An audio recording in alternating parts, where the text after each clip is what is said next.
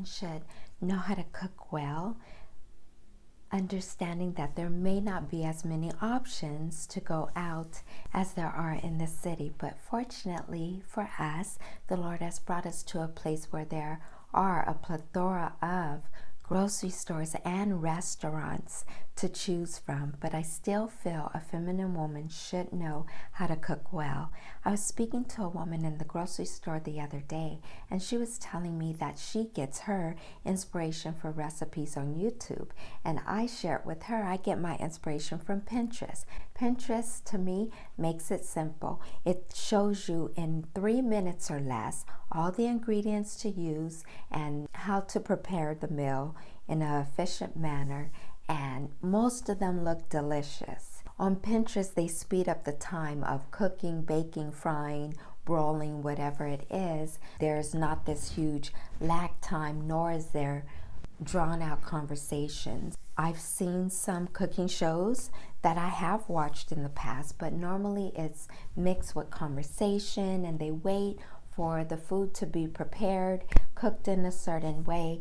And honestly, I don't have that type of time anymore. I don't have the leisure to watch a 30-minute or 1-hour program of how to cook a specific dish.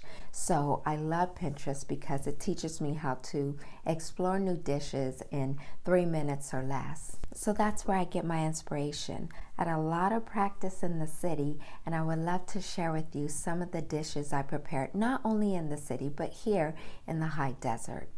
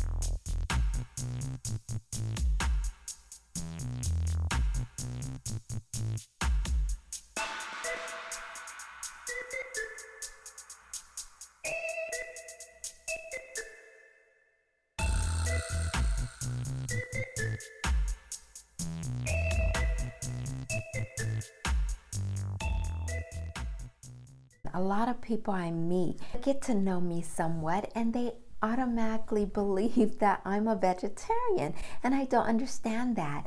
I stay away from pork, I stay away from cow meat. I have eaten and I do eat buffalo, bison. I don't really like veal, I don't like lamb, and I'm okay with duck. I just feel like eating lamb or veal, I'm eating something so tender that I just feel uncomfortable about it. So those are the meats I do and do not eat. And of course, I love fish. definitely my favorite is red snapper. So my husband and I are moving toward a healthier way, not only of eating, but also preparing the food.